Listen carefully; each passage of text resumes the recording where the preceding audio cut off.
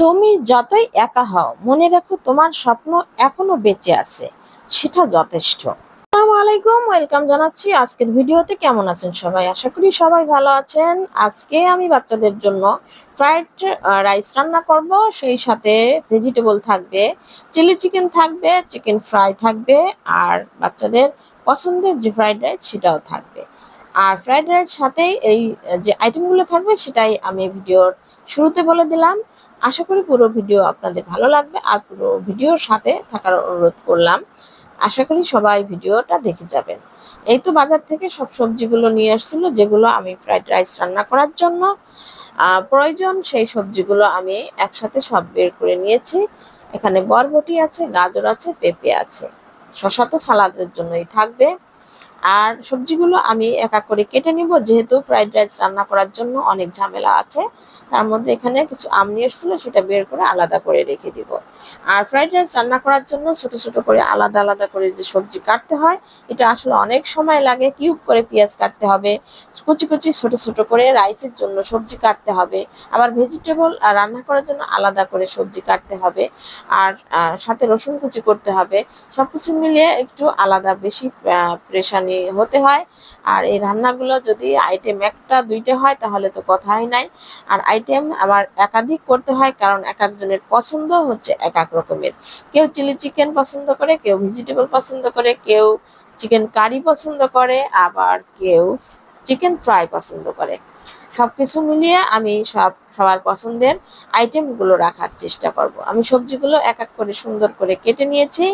আর সবজি কেটে নেওয়ার পর আবার সুন্দর করে সব সবজিগুলো আমি সুন্দর করে ধুয়ে আলাদা আলাদা করে রেখে দিব। গাজর কেটে নিয়েছি, বরবটি কেটে নিয়েছি, আর রাইসের জন্য বরবটি গাজর একসাথে ছোট ছোট করে কুচি করে নিয়েছি, যেটা দেখতে দারুণ লাগছে।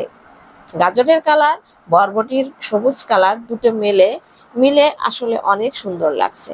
তো আমি ভেজিটেবল গুলো আমি এক এক করে একটু হাফ বয়েল করে নেব। এখানে একটু ভাপ দিয়ে তারপর নামিয়ে নেব, আর ভেজিটেবলের স্টকটাও রেখে দিব। সবজিগুলো আমার সিদ্ধ করা হয়ে গিয়েছে। এদিক দিয়ে আমি চালটা সিদ্ধ করে নিব রাইস করার জন্য। আর এখানে একটু তেল লবণ দিয়েছি। একটু চুলা থেকে একটু অন্যদিকে গিয়েছিলাম, যার কারণে হালকা একটু নরম হয়ে গিয়েছে। যাই হোক, কোনো সমস্যা নেই, ঝরঝরা করেই আমি রান্না করে নিব। এখানে আমি সবজি বসাবো, তার কারণে একটু রসুন কুচি ভাজি করে নিয়েছি। আমি চিকেনগুলো ম্যারিনেট করা চিকেন এর মধ্যে দিয়ে নাড়াচাড়া করে ভাজা ভাজা করে তারপর আমি সবজিগুলো দিয়ে দিলাম। আর সবজিগুলো সুন্দর করে নাড়াচাড়া করে নেব। আর ভেজিটেবল রান্নাটা খুবই সহজ, আর এখানে কোনো এক্সট্রা মশলা লাগে না। আর বেশি গ্রেভি করার জন্য কর্নফ্লাওয়ারই যথেষ্ট। তারপর তো আমি এখানে ক্যাপসিকাম দিয়ে দিলাম, পেঁয়াজ দিয়ে দিয়েছি, আর কিছু গোলমরিচের সামান্য গুঁড়া দিয়ে দেব, যেটা অফ ক্যামেরায় দিয়েছি। বাটার দিলাম, আর এখানে হচ্ছে আমি কাঁচামরিচ দিয়ে দিলাম অর্ধেক করে ভেঙে। কাঁচামরিচ ফালি করে নেই, ঝালটা বেশি বের হয়ে আসবে। তারপর ফাইনালি নামানোর সময় আমি একটু কর্নফ্লাওয়ার দিয়ে নামিয়ে নেব। আর অন্যদিকে হচ্ছে আমি রাইস রান্না করব। একটু রসুন কুচি ভেজে নিয়েছি, তারপর সবজিগুলো আমি একটু ভেজে নেব, তার মধ্যে একটু চিকেন দিয়ে দেব। চিকেন ছাড়া আসলে সব কিছু একটু অসমাপ্ত থেকে যায়। তারপরে আমি সস দিলাম, আর সব কিছু মিলিয়ে একসাথে আমি রাইসগুলো দিয়ে মিশিয়ে নিব। আর এখানে টেস্টিং সল্ট ইউজ করব, কাঁচামরিচ দিব। অফ ক্যামেরা এটা আমি দিয়ে দেব, যেহেতু এটা ভিডিও করা হয়নি। টেস্টিং সল্ট দেওয়ার সময় আমি ভিডিওটা করি নেই। আর কাঁচামরিচ দিয়ে দিলাম। তারপর রাইস রান্না কমপ্লিট। আমি হচ্ছে এবার চিকেন ফ্রাই রান্না করার জন্য আমি একটু এখানে ময়দা মেখে নিচ্ছি। আর আগে থেকেই হচ্ছে সুন্দর করে ম্যারিনেট করে রেখে দিয়েছিলাম। আর একটা চিকেন কারিও রান্না করব, বলতে একটু ঝোল ঝোল রাখবো। আর বললাম না ভিডিও শুরুতে যে আলাদা আলাদা করে করতে হবে সবার জন্য। একটা মুরগি দিয়ে আমি আলাদা আলাদা করে ছোট ছোট টুকরা করে কেটে নিয়েছি। চিকেন ফ্রাই থেকে শুরু করে সব জন্য আলাদা আলাদা করে নিয়েছি। আর চিকেন ফ্রাইটাও হয়ে গিয়েছে, আর বাকিটাও ফ্রাই করে নিব।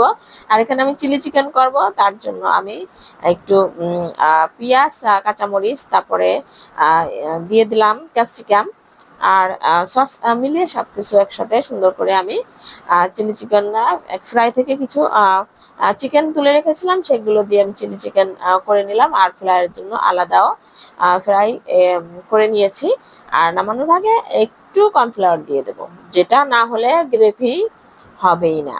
ভিডিওর ক্যাপশনে ছিল, তুমি যতই একা হও মনে রেখো তোমার স্বপ্ন এখনো বেঁচে আছে, সেটা কিন্তু যথেষ্ট। কারণ সফলতা কখনো হঠাৎ আসে না, তা আসে যখন তুমি ক্লান্ত হয়ে পড়লেও থেমে যাও না।